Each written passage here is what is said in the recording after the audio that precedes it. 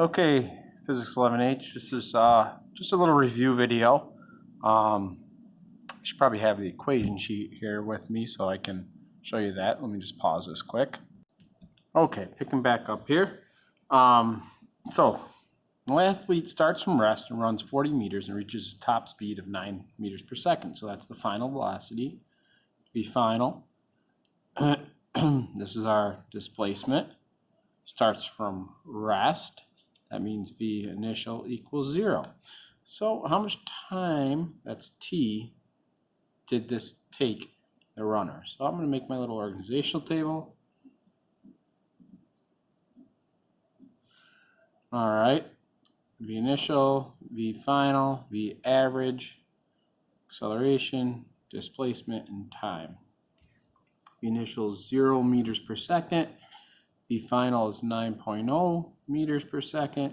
That means the average would be 4.5 meters per second. Acceleration, we don't know.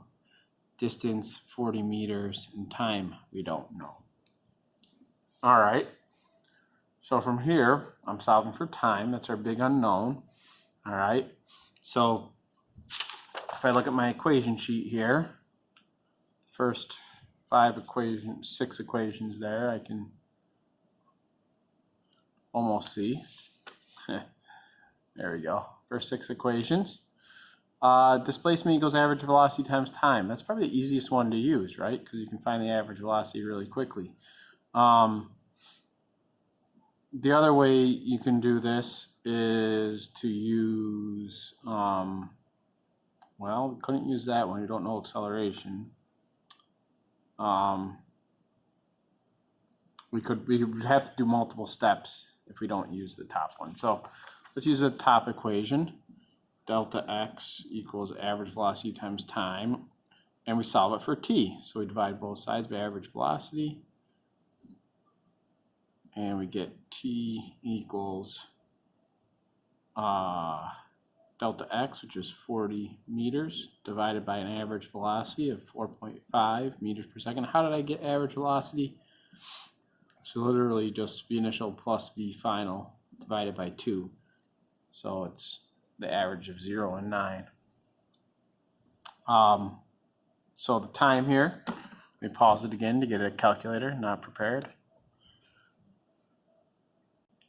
All right, so 40 divided by 4.5 is 8.9.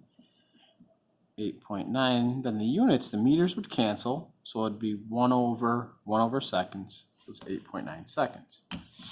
All right, 8.9 seconds. B, what was the runner's acceleration?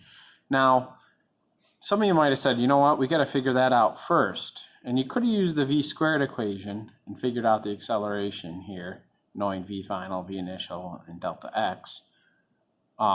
And then from the acceleration, you could have found the time. You could have done that, but the order I asked you the questions in should kind of be a clue that you don't have to do that. But anyway, so acceleration, now that we already know time, I could say acceleration equals change in velocity over time. So again, I'm looking at my equation sheet, right? I know I can figure out the change in velocity. It's plus 9 meters per second in a time of 8.9 seconds. So it's a V final minus V initial, notice it is. So the final is 9, the initial is 0, so 9 minus 0 is positive 9. So positive 9 meters per second is our change in velocity. We do that in 8.9 seconds.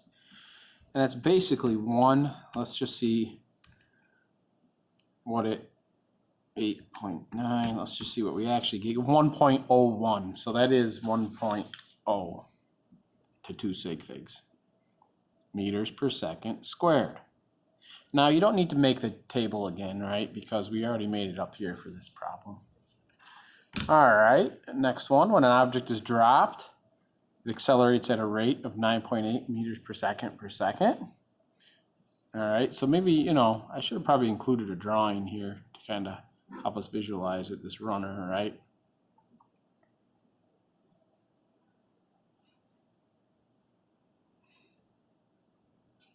I'm just going to go back and add that so it's in the solution. All right, and this one, object is dropped. So that means when something is dropped, its v initial is 0, and it speeds up. Right, so if I draw the motion map, it speeds up as it falls. All right, and it accelerates that way at 9.8 meters per second squared. The initial equals 0. All right, that's A. Okay, determine how far a dropped object would fall in 5 seconds. So that's T. How far, that's delta X. All right, so let's make our organizational table. V initial, V final, V average, acceleration, displacement, and time. So time, 5.0 seconds, acceleration, 9.8 meters per second squared. V initial is 0. Now, you might be saying, well, it's going down. We haven't done that. We've only done stuff moving horizontally. It's all the same math. No big deal. Starts at rest, gains 9.8 meters per second each second. All right. Meters per second is the same as meters per second squared. So we're looking for delta X. I know V initial, I know A, and I know T. Right? I know V initial, I know A. No T here. All right, let's check this one. Oh, look, delta X. I know V initial, I know T, I know A, I know T. Boom, it's that one.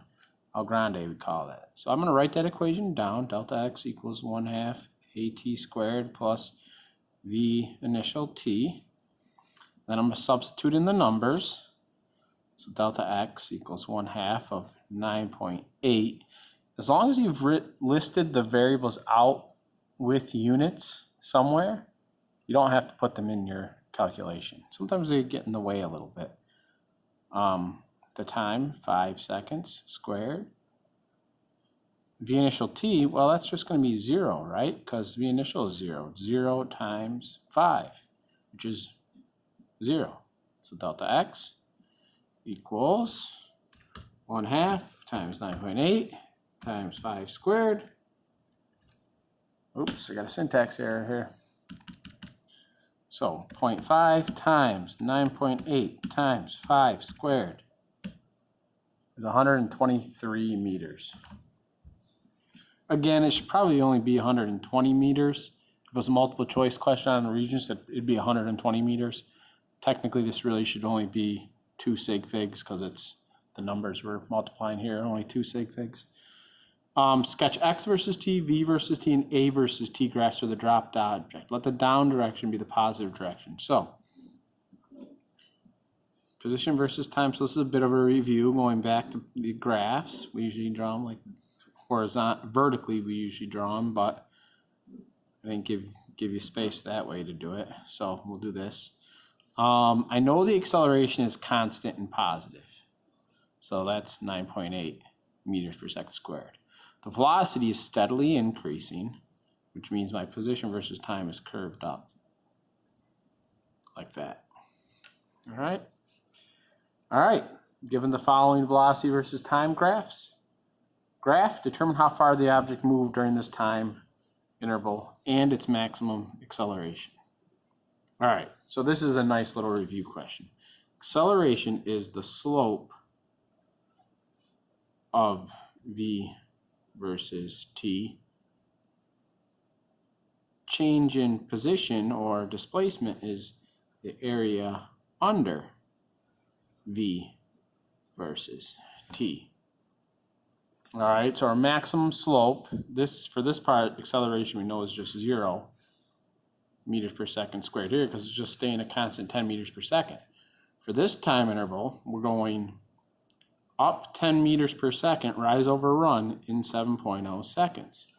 So 10 divided by 7 is 1.4. So positive 1.4 meters per second squared is our maximum acceleration. Cool. So for the first half, we have a positive 1.4 acceleration, meters per second squared acceleration. For the second half, our acceleration is 0. Now, let's call this region 1 and region 2. I'll call this A1 and A2. All right, delta X for first part, is the area under the curve, right? 1/2 of base, 7.0 seconds, times height, 10 meters per second. There's no reason to try to use a different equation to find the displacement if you know what the height of the triangle is and the width of it is. You could use average velocity times time, but really that's not going to save you anything. So 0.5 times 7 times 10 gives us a displacement for the first part of 35 meters. So this is 35 meters, that area. And this area, I can cross-hatch it differently, right? Delta x2 is base times height. So 7 to 20. What's that base? It's not 20, it's 13. So it's 13 seconds times the height of 10 meters per second. I should have talked a little bit about how the units worked here, but the seconds cancel out and you're just left with meters if you remember from before. So 13 times 10, delta x2 is 130 meters. All right, so delta x total is the sum of the two delta x's, 1 plus delta x2. So delta x total is 130 plus 135, or 165 meters. Very cool. I love these kind of questions. Oops, went off a little bit there. No, okay. I love these kind of questions, graphical questions. Some of you may have realized back here you probably could have set up a graph, right? If we made a graph of this one's motion. Oops, sorry. Back in number 1, I could have made a graph of velocity versus time. I didn't ask you to do that. You can do this though, right? 0 meters per second up to 9 meters per second. And you know the area has to be 40 meters, right? So you could have said 40 meters must equal 1/2 of base, which is the time, times the height, which is 9, and solve for t, and you would have gotten that same 8.9 seconds. So I'll write this graph kind of goes with this part. Could have done that as well. We could have constructed that graph and done it that way for part A as well. Some people like doing that. Doesn't matter either way. All right, so that's the kind of a crazy key.